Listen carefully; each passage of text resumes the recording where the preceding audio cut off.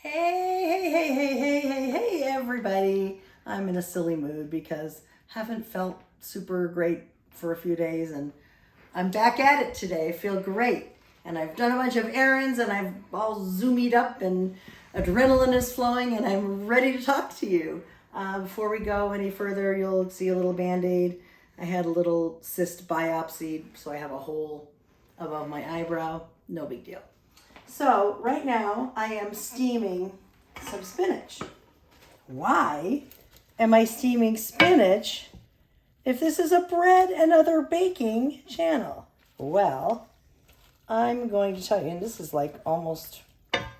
about done. Wow, doesn't take long. So I'm going to turn this burner off. Just move it aside. In a few minutes, I'm going to grab my food processor and puree that, and then what I'm going to make is a spinachy dough. I don't have a name for this recipe yet. Spinach herb ricotta roll-ups, maybe. I don't know. I haven't named it yet. What I'm going to do is puree that spinach and have it ready and cool it and have it ready to go in some dough. And this is actually the dough that I made last Halloween for the orange and green checkerboard Halloween rolls. You could go back and look at that. But anyway, it's just a regular enriched buttery milky dough, white flour, not whole wheat or anything, that I'm going to color with about a cup or 273 grams, I think it is, of spinach. And then when the dough is done, and it will obviously be green, because tomorrow is St. Patrick's Day. It'll be green, and then I'm going to roll it out. I'm going to make a wonderful, yummy, herby, garlicky, oniony mixture that all goes in ricotta cheese. Or as my friend Michelle, you know who you are, Michelle taught me to say ricotta. I'm not Italian, but I can pretend. Ricotta cheese. So I'm going to get this spinach draining, cooling, pureed. I'm going to get my kitchen island all set up with all of my bread baking stuff, my bread flour and so on. And then we will turn the camera back on and, oh, I forgot to put lipstick on. I guess I'll do that too. Hello, this is Ellen the Baker Chick once again with you. You saw that I was steaming spinach earlier and I kind of explained what I was going to make today. For a quick turnaround of this, getting the dough going, I wanted to pre-measure my ingredients. But before I put them in the bread pan while you watch, I just want to call out to my friend Gay Jordan and her amazing, prolific, creative, incredible YouTube channel, and it is called Apron Strings. It is called Apron Strings. She does make some bread. In fact, she made one of my recipes a couple days ago and posted a video. But she does, I would refer to it as Southern cooking. She would probably just refer to it as cooking. She makes desserts, she makes casseroles, she makes meats, she makes snacks. She did this really interesting pink popcorn thing that I'd never heard of before, that maybe some of you in the South would know, but her videos are amazing. She is just an amazing, I keep saying amazing, but she's an incredible person. She's a very good friend. She has been mentoring me with my YouTube channel, which of course I really appreciate. And so I'm going to ask you to please, as soon as you finish watching this video, search the YouTube channel Apron Strings, and I'll link you below.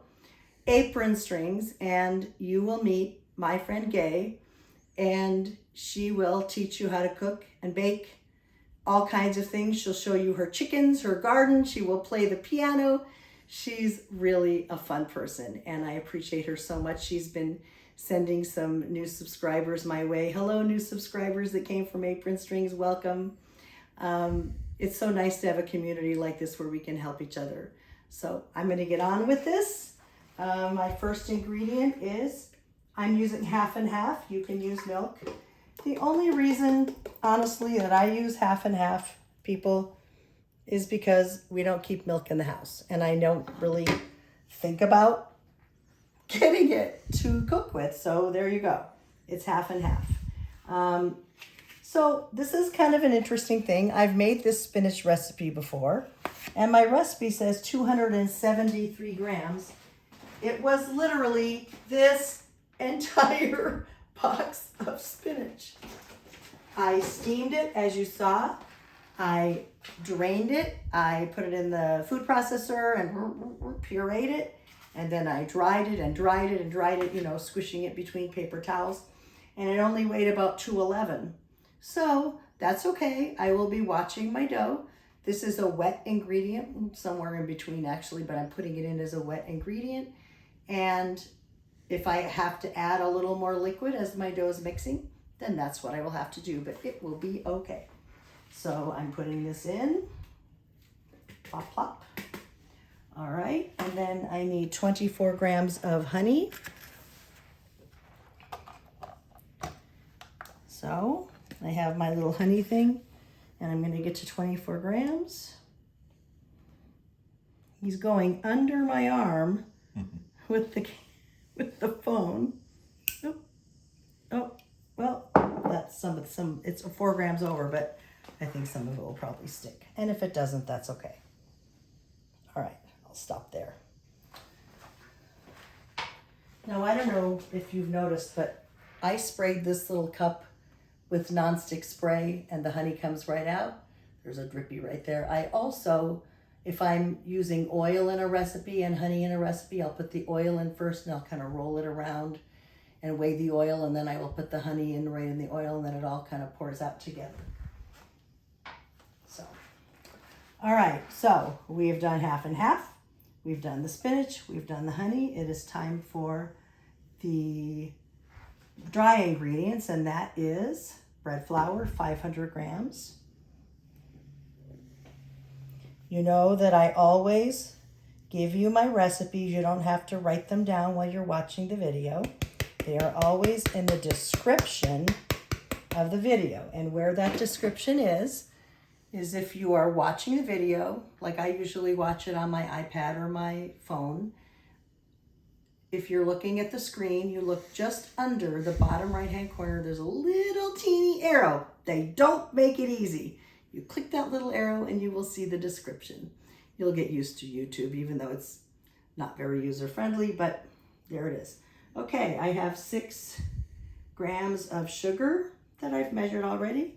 And you know that I always put my sugar on the right side of the bread pan. I'm gonna move this over so my cameraman can see better. Is this gonna be better for you? Have to be nice to the cameraman. And I have got 8 grams of salt. And you know why I always do it this way? If the phone rings, if the doorbell rings, if I suddenly have to run to the bathroom, if anything happens, I can look and see. I see my sugar, I see my salt. And you're never questioning if you put something in. So that is why I do it that way. And the next thing is butter. It does not have to be softened if you have a bread machine like mine that has a rest or a preheat time in the very beginning. It's about 20 minutes, something like that. I have an itchy nose, sorry folks. All right, so I'm going to put my butter in, and I usually put it around on the long sides. I think I must have read that in the Zojirushi manual at some time, or maybe I just saw that the butter went on top and that's what I did. It softened because I had it out. It hasn't been that long, but it's all gooey and I needed a spatula, yuckers.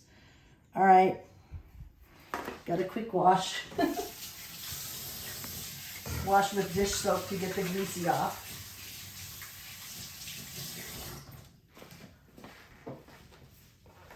All right, I'm getting the yeast. See how fast I can move when I want to? This old lady still can move if she needs to.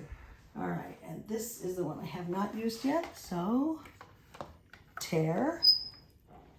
And I need 6 grams I always use SAF instant yeast. Ooh, so close.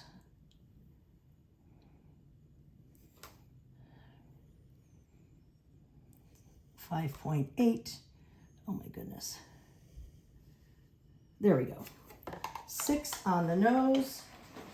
You know, I'm weird about the yeast. It never, or almost never even lands on the counter. I always put it. So I'm going to take my knife, or sometimes I use my finger, or sometimes I grab a spoon. Just going to make a little well, a little hole, a little dimple, whatever you'd like to call it. And I'm going to put the yeast in. I'm going to switch gears and turn off the camera in just a minute. And when I get started again, I will have all my ingredients out for making the filling, because I'm making this dough into a rollout dough to roll up kind of like cinnamon rolls, only will not be cinnamon. So I'm back. I've gotten the bread maker. It's resting. See the rest. And now I'm making the filling. So the first thing I'm going to do, turn on my burner. I'm going to get out a little spatula. And I'm going to, whoop, I did not mean to put the garlic in first. Oops. Well, that's okay. I will saute the garlic first, take it out, then put the onion in. I don't want to, you don't ever want to cook the garlic for too long. I have the onion sitting there, but I put the garlic in first by accident. But that's not gonna really hurt. I'll just kind of do it in 2 steps. So you never ever want to cook garlic for a very long time or at a very high heat. Most of you are pretty accomplished cooks, and you might know that already. So I'm just gonna let this garlic kind of hang out on a medium, little above medium on my cooktop. You can hear it starting to sizzle. I'm just gonna cook the garlic for, I don't know, a couple minutes. And I'm gonna add those, then I'm gonna take the garlic out because I made the mistake of putting it in first. And I'm gonna put the onion in. I'm gonna take the garlic out, put it back in my bowl, and I'm gonna put the onion in and saute that a lot better than I would saute, a lot more than I would want to saute the garlic. Smells so good. As Emerald Lagasse, garlic. Or maybe some of you in New York say it that way. I don't know. It's fun. Okay, do that. So there's the garlic.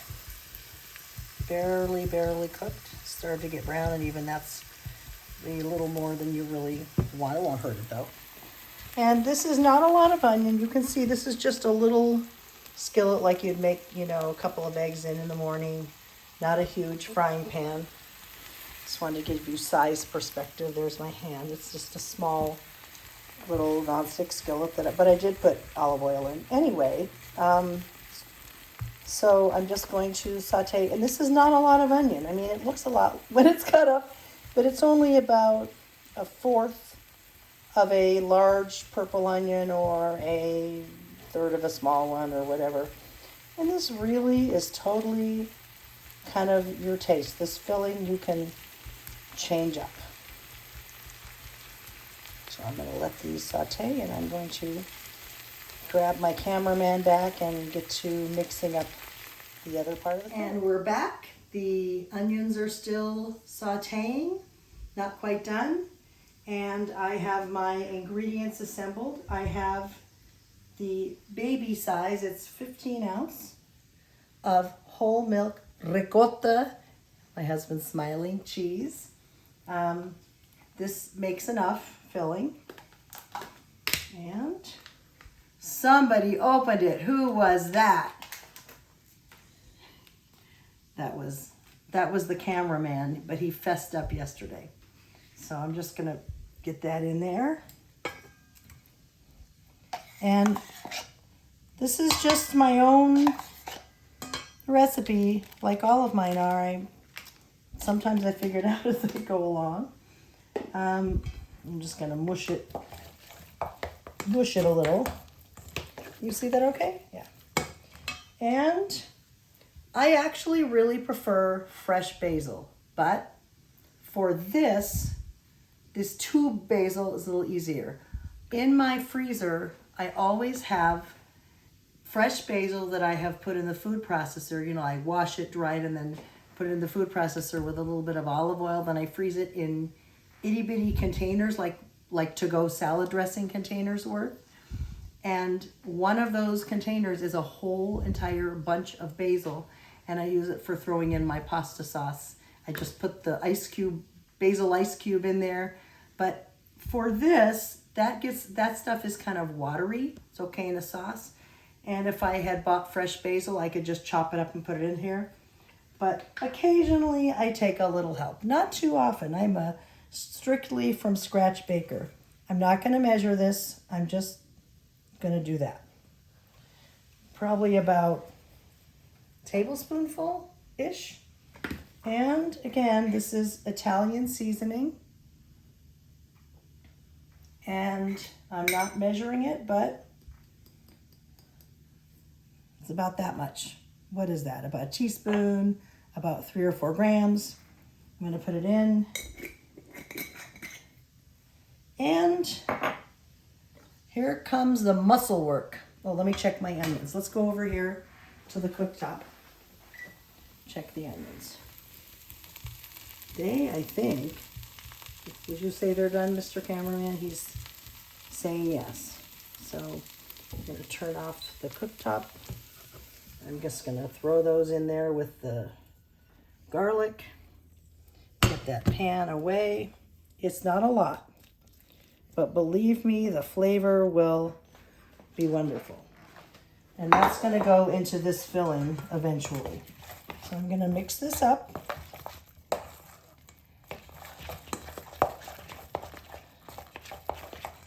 And this is Parmigiana Reggiano.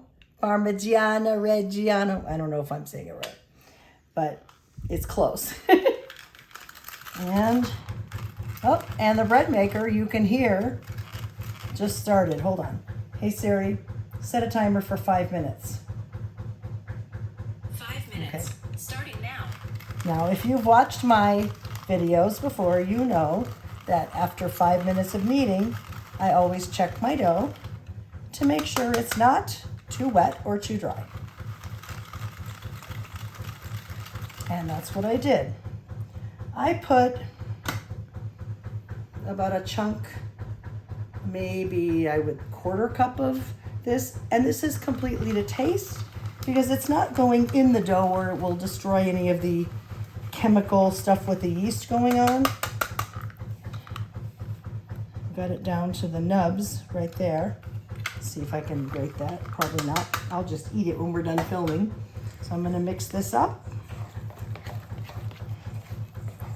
Let's see if I can mix it without too much stuff flying, because my husband is a very neat person. Well, he's not really, but he thinks he is. And he shudders when I make a mess. So what do we have in here? Ricotta cheese, Italian seasoning, basil, and then of course, what am I going to add? My onion and garlic.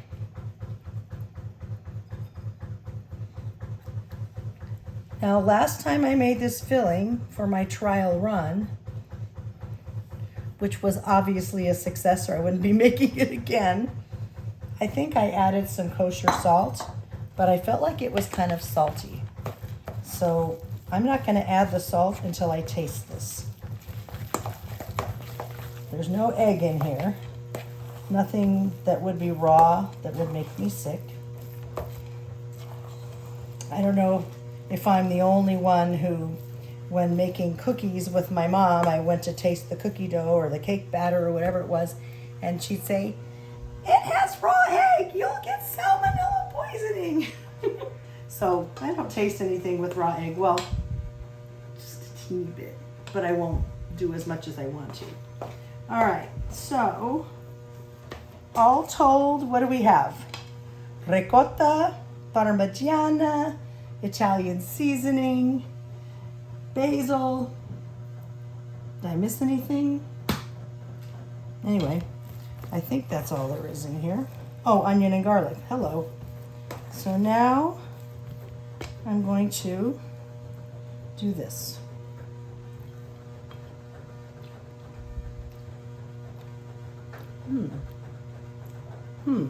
Okay. Do you have clean hands?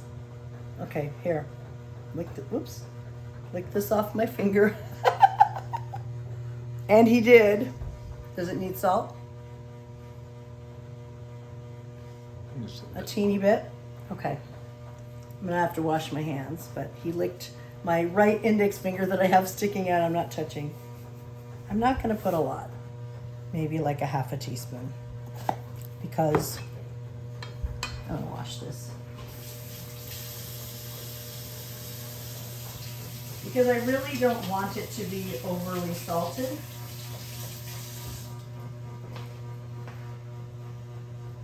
I felt like last time it was. All right, so I'm just gonna stir in the salt.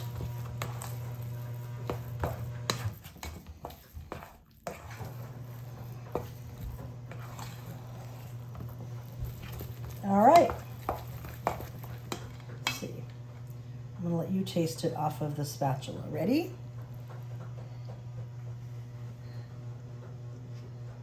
Good? He's saying good. Okay. So does it need any more of the seasonings, do you think? So, my friends, everything almost is of a personal taste nature. You might wonder why I'm not putting pepper in here. I cannot eat a lot of pepper. I could tolerate a little 2 twists of the pepper grinder, but I don't want to. If I get even so much as a granule, one tiny speck of pepper that goes in the back of my throat, I choke and I cough, and it's gross. I don't cook with a lot of pepper. If it's a big tub of sauce, a little, that's it, of the pepper grinder. So I'm not really a big pepper person. If you love pepper, please put some in. If you like things salty, please put some in. It is time to check the dough. So we're going to walk across. And let's see. Ooh, so there's butter up here. I keep sticking my finger in things. It doesn't feel too bad. Huh. It's not sticky, but it is wet. Well, I'm going to let it go another minute while I wash my hands. And then we'll figure that out. But getting back to personal taste, if you don't like basil, don't put it in. If you don't like garlic, although it's kind of a central to the idea, filling, don't put it in. If you don't like ricotta cheese, maybe this isn't the filling for you. But you can be creative. You could do this garlic and rosemary and not use basil or Italian seasonings or Parmesan cheese. This is a dough, I'm just going to spread this on rolled out dough. You could do whatever you want. Totally up to you. Okay, let me just look at that dough again.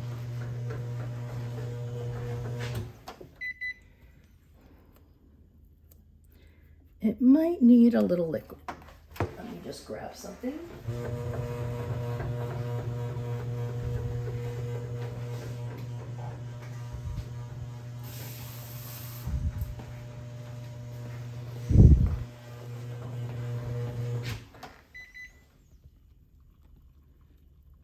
Not a lot. So I'm going to check this again in a couple of minutes and get it to the right consistency, and then I'll show you in a little bit. You saw the tiny, tiny bit of liquid that I put in my dough, right? It wasn't very much. Now look. it's pretty much a smooth dough ball. It's getting there. It is, in fact. I don't need to add any flour. I don't need to add any liquid. That tiny, tiny splash. I bet it wasn't even any more than a tablespoonful, maybe a tablespoonful and a teaspoonful, but it was the tiniest splash, and that's all it took. So the moral of this lesson is you must check your dough 5 minutes into kneading. Set a timer, whether you have a watch like me or a phone or your oven timer or little egg timer that we use in our kitchens or used to. I don't have one anymore. You must check your dough to see if it's too wet or too dry and then adjust accordingly. This is every time you make bread. And this is why I no longer use the delay timer, because I had a lot of ugly looking loaves that they were too wet or too dry because I was sleeping when they were kneading and I couldn't check them. Not that there's anything wrong with you using your delay timer, but it is a piece of the control over your dough that you give up. Okay, we'll see you again when the dough has risen. It's still rising, has about 40 minutes, about 30 minutes actually, left to go. And I'll show you what the dough, it's really a beautiful shade of green. You don't have to make this only for St. Patrick's Day. It's a nice healthy, well, it still has white flour and honey and sugar, but at least it has a lot of vegetable in it, that whole box of spinach. So it is rising, and the filling is hanging out in the refrigerator, but I will take it out pretty soon to come to room temperature. 3. And it is green. You know, as Kermit the Frog would say, it's not easy being green, but in this case, it kind of was easy to be green. I am going to close this for a second and remind you, if you have this bread machine, Zojirushi Virtuoso Plus, you always, when it says complete and your dough is done or your bread is done, you always press cancel and you always unplug it. And I know people say, well, why do I need to unplug it? You could call Zojirushi to ask, but my feeling is that they wouldn't tell you to press cancel and unplug it if it shouldn't be unplugged. First of all, it's probably better for the machine. There's an internal battery that keeps the clock active, so no big deal. No, doesn't cause any more work for you. But second of all, why would you keep something plugged in and use electricity and pay more money for electricity? This is what I don't understand, people leaving it plugged in. It says in the instructions, when the cycle is done, whatever it is, the course, you press cancel and you unplug your machine. I'm a rule follower, that's what I do. I can't really say anything more. So, look at that, isn't it pretty? Look. Let me just get some water in here and some dish soap. I always do that right away so that nothing will stick, especially to the paddles and on the little holes that the paddles go on. Okie dokie. So I have sprinkled a little bit of flour. Oh, this is like the most heavenly dough to touch. It's slightly sticky, but not too much. It's like very soft. You ever just take a hunk of dough? I think I had a hunk of dough left over the other day, and I took it to my husband. I said, isn't this nice to just play with? Okay, I know, off topic. I'm just gonna cut off half of this. Throw it over there. I just find it easier to roll out in small batches. I'm going to put a little bit of flour actually on top, and I'm going to lift this up, put a little more. I'm going to start rolling and filling. Now, some people are really talented and they can start rolling and somehow it becomes a rectangle. I've never been able to master that, but I heard someone say somewhere to start rolling the full 4 corners out. So I'm going to try that.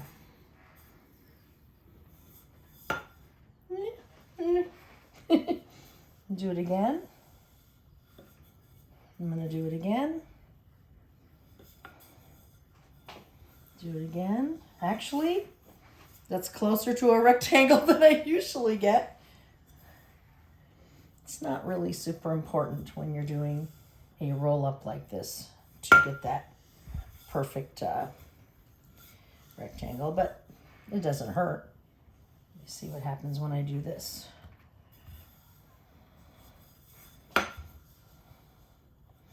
As you can see, I've prepped a casserole. All I've done to it is spray it with nonstick spray very generously. Okay, we're getting there.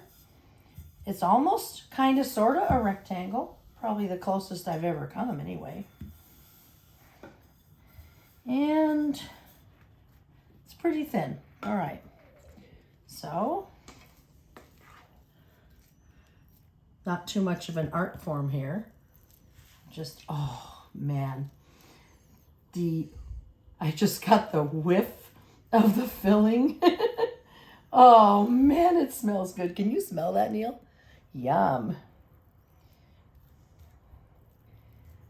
And being careful to use about half. I would say that I'm not spreading it super thin and I'm not spreading it super thick. Just kind of dividing it in half.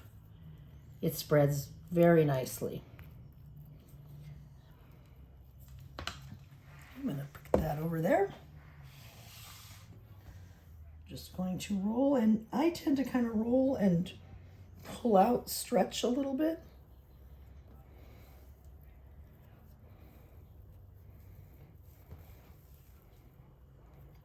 I have not made this before. I have made the filling before, but I have not made the dough green.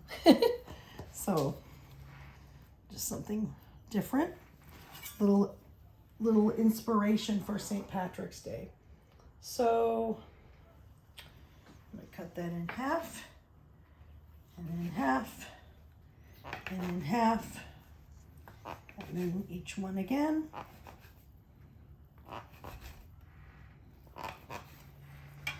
And I'm going to lay it in. Probably end up with about 4 rows of, well, maybe only 3. I didn't really measure the dough out exactly like in half. If I have extras, I will grab something else to put them in. All right, so we're gonna go off camera while I roll the second part out because it's not so important that you see that, but I'll bring you back on camera when I'm finished arranging these, okay? At the very beginning, when I was measuring ingredients, I remember telling you that I didn't have as much spinach as what I wrote on the recipe. The recipe says 273 grams of the steamed spinach, but when I steamed that whole box, remember this big thing, it only came out to 211, and I believe that is why I needed to add that little splash of water. So don't worry if you don't have 273 grams of spinach. As long as you have at least 200 and you saw what size spinach I used, just you might have to add a little more liquid. I could have added more milk. I just chose to do a little splash of water. The most important thing is what? Read your dough. You must check your dough 5 minutes after it starts kneading to see if it is too wet or too dry and make an adjustment. It is not always going to be the exact amount of flour or the exact amount of liquid in a recipe. I mean, once in a while it is, but more often than not, you're going to have to add one or the other. You must check your dough. We're going to get these in to rise, but I'll let you, whoops, they're sliding. They turned out pretty. We'll see what they look like baked. I'm sure they'll be pretty. So I'm going to walk over to my oven. The rack I'm going to move up one level.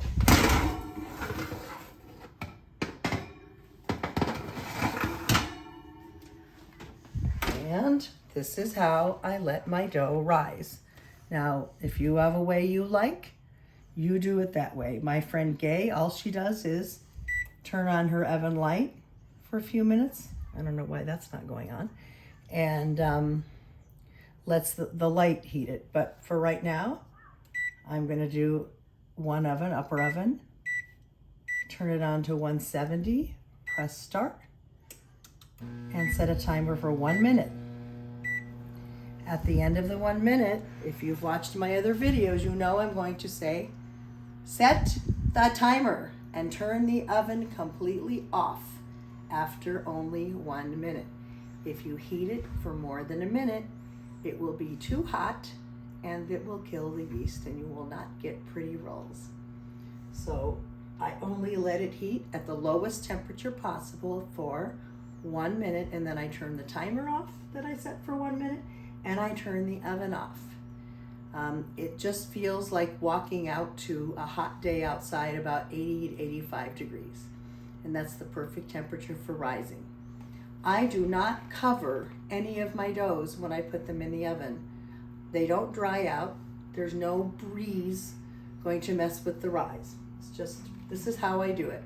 If you wanna heat up a measuring cup of water in your microwave and do your rise in there, do it. If you just want to turn the oven light on, you do it. Whatever you feel comfortable. If your kitchen is warm, let it rise just in your kitchen. And in that case, you'll want to cover it with plastic wrap that you've sprayed or oiled, and then a kitchen towel over that.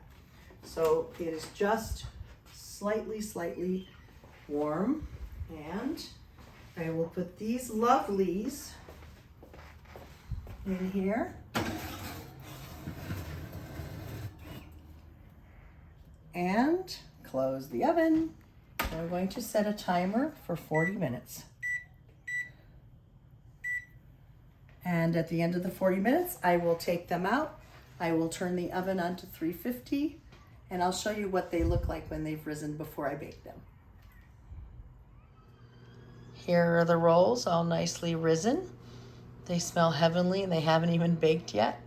I am heating the oven to 350, and then I will bake them and show you what they look like when they are done baked. And we will have them for dinner tonight, so I'm not gonna wait 2 hours for them to cool, because it's not a loaf of bread and I can eat them right away. Woo!